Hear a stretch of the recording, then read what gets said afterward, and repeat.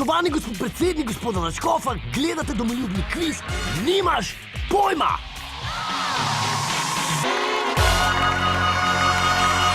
Pred nami je prvi dvoboj, diplomat proti diplomatu. Na levem fotelju je nekdanji predsednik republike in nesojeni generalni sekretar OZN, dr. Danilo Türk.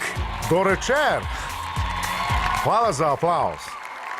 Njegov nasprotnik na desnem fotelju je dolgoletni zunanji minister, ambasador in nekdanji ljubljanski župan, dr. Dimitrij Rupel.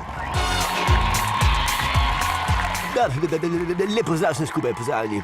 Okej, vidim, da sta kar navajena teh spektaklov, ne? Ja, jaz priznam, da v kvizu še nisem bil. Okej, če bo komu slabo, sam povejta.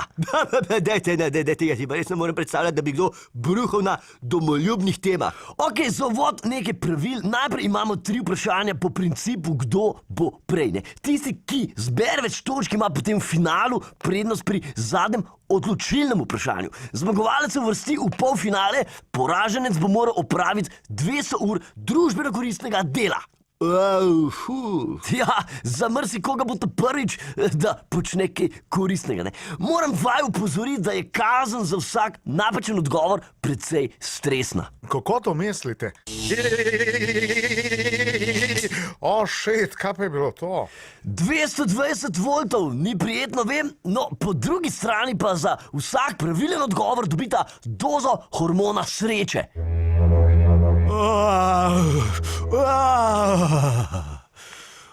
The best. To je bil pa ful the best. Okej, toliko za vzorc, da bosta vedela, o čem govorim.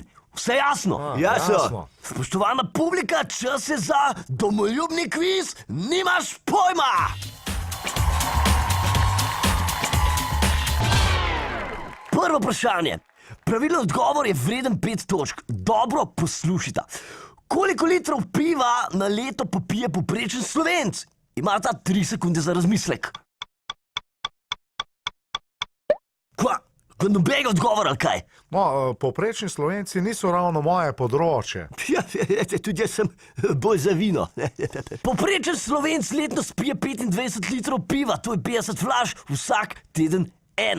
Okej, na vrsti je drugo vprašanje. Za pravilen odgovor dobite 10 točk, vprašanje se glasi. Koliko tehta originalni Kurentov kostum? 3 sekunde. Gospod Rupel, povejte.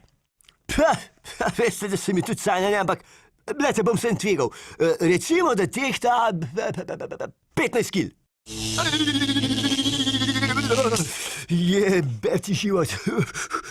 Gospod Rupel, 15 kilogramov morda tehta make-up od Eve Irgl, ne? Originalni Kurentov kostum pa ima kar 38 kilogramov.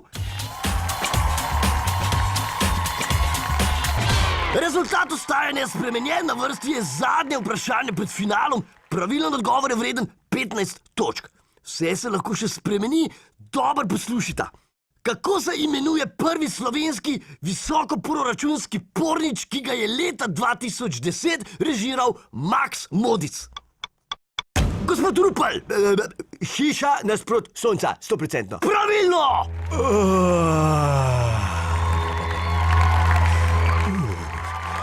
A lahko še enkrat. Doktor Dimitrij Rupel vodi 15-0.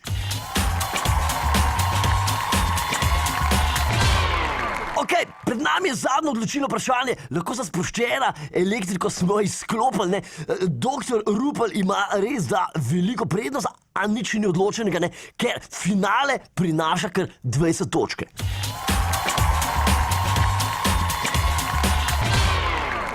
Točk dobi tisti, ki se bo bolj približal točnemu odgovoru. Zadnje vprašanje vama bo zastavil nihče drug kot nekdanji predsednik Milan Kučan. Dober večer, Milan. Torej, dobro poslušajte.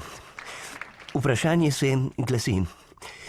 Koliko odstotkov Slovencev je bilo vsaj enkrat na Triglavu?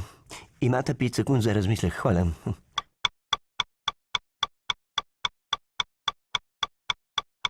Čas je potekal, gospod Rupel, odgovarjate prvi. Recimo, jaz bi rekel, da Takole, na Triglavu je bilo recimo 25% Slovencev. 25? Prav! Gospod Turk, vaša naloga je, da se odločite, ali jih je bilo na Triglavu več ali manj kot 25% Slovencev. Če odgovorite prav, ste zmagali, če ne, ste zgubili. Ja, razumem. Rekel bi, moj odgovor bi bil, da je bilo na Triglavu manj kot 25% Slovencev. Vaš odgovor je napačen. Zmagovalec dvoboja je doktor Dimitrij Rupel. To! Hej, kdo ne skače, ni Slovenc, jajo! Naša raziskava je pokazala, da je bilo na Triglavu vsaj enkrat v življenju 29% Slovencev. Gospod Turk, ste blizu, a vseeno zelo daleč od uspeha. Kaj hočemo? Ponavlja se OZN. Nekdo zmaga, nekdo pošne. Takšno je pač življenje. Čestitam gospodu Ruplu. Ja, hvala lepa, kolega. Bilo mi je čast. Ja. Iskrene čestitke, gospod Rupel. Kaj ne rečem? Vidimo se v polfinalu, ne?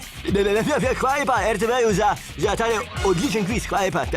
Spoštovani gledalci, spoštovana publika, to je bil naš prvi domoljubni kviz. Muziko je vrtela DJ Lorela. Vidimo se naslednji teden v istem času na istem kanalu. Živo!